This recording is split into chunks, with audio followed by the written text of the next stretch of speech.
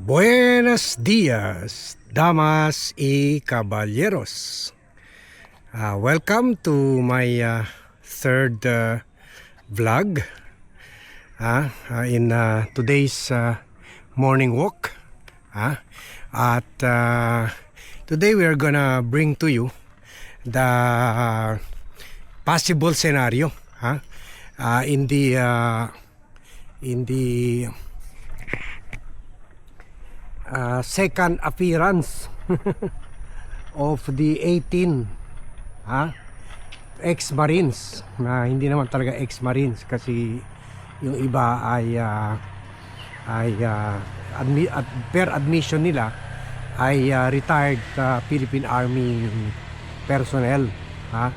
Yung isa pa nga dyan ay reservist, hindi talaga sa regular force. Pero sabi naman ng Marines office na apat talaga ang hindi Marines. So 6 lang, 14 lang. So kumalala natin as we correctly vlog, wala, bokya ang nautakan nila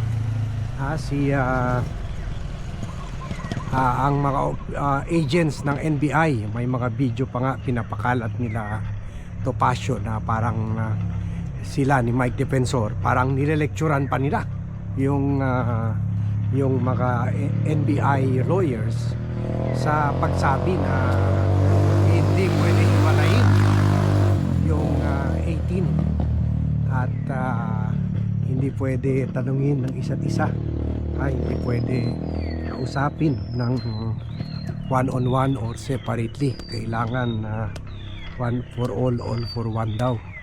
So nakita rin natin na inobjectan nila na para hindi sinasagot itong mga Marines yung mga tanong pertaining the affidavit. Ang gusto lang nila sagutin, ano pangalan nila, serial number, at yung nagpapakita lang yung certificate or employment or ID na talagang security sila, naging security staff sila or bagman ni Saldico.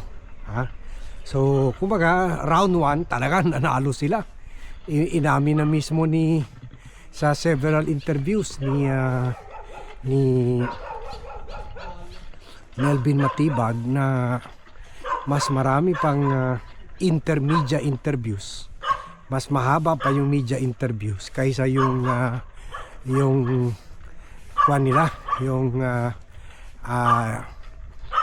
hearing or interview or question session ng before the NBI agents.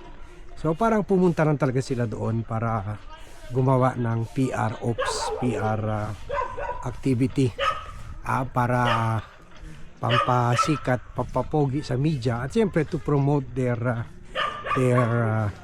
narrative na may katotohanan doon sa mga accusation ng 18 Marines. Although marami ng mga prueba nakikita na they are lying talaga. They are lying. So kaya we expect the same thing not to happen again. Itong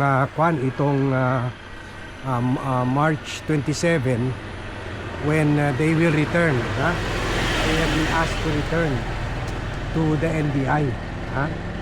Dito sa tingin ko pipilitin na ng mga NBI agents na magsalita na sila separately. Kasi parang nung first appearance hindi pa ready yung script. Nakita ko meron na kahapon, meron na programa kung saan yung mga DDS vloggers ang host.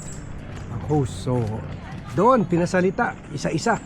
So nakita ko na parang baka na sila na brief na ng husto. Baka meron kasi sila ilang araw para pagpraktisan, para yung mga question and answer, para hindi nila mabola yung mga investigador, ha? Para hindi sila mahuli, ha? Ha? Baka pati polygraph test, train na sila how to pass the polygraph test, ganon, ha? Brinip na sila kung anong mga tanong, kung anong dapat sagot, kung anong dapat mga strategy para hindi mahuli. Kumbaga nag-cramming na sila, nag-cramming from the first appearance hanggang sa second appearance. So kung papayagan nila na ma-interview sila individually, syempre siguro sasamahan sila ng mga kanya-kanyang lawyers. Yan kung hahayaan nila Attorney Levy Baligon at sila Mike Defensor na interviewin sila separately on the issue of the affidavit. So another scenario, kung ayaw nila, baka mag-walk out sila kasi hindi pa naman sila talaga treated as suspects but persons of interest lang, ha?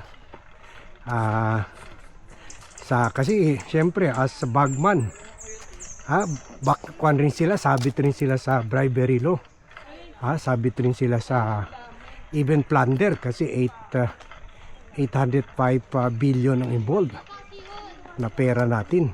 So yan talaga, ha, kaya they are treated as persons of interest. So dalawa lang yan, either harapin nila yung, siguro sasamahan sila ng 18 lawyers, either umapir sila and to allow the investigators to extract information from them to test their credibility, ha, balik-balik ta rin yung mga sasabihin nila, ha, para mahuli talaga kung nagsisinungaling sila, or hindi nila hayaan mangyari yan, mag-walk out sila or sabihin nila hindi, ayoko na, kasi anyway supe na lang man ito hindi pa naman sila nandyan based on an arrest warrant or so next thing dyan, pupunta na yung may contempt power naman ang NBI or ang ombudsman na nag-deputize sa NBI. Yun, pwede na sila pumunta sa korte to ask for the issuance of an arrest warrant para mapilitan sila sumagot. Pero ngayon sa supena, ha, they can, di ba, sila Mike Defensor at asawa niya, kahit pumunta sila doon sa NBI based on a supena rin, pagkasama asawa, pero nag-invoke sila the right to silence. So kumbaga wala rin extract sa kanila ang NBI because they invoke their right to silence. So baka pwede rin yun ang gawin ng mga Marines. Anyway, supena lang man yan. Yun, ang susunod niyan, arrest warrant na from the court, ha? So yan, ma-action na yan.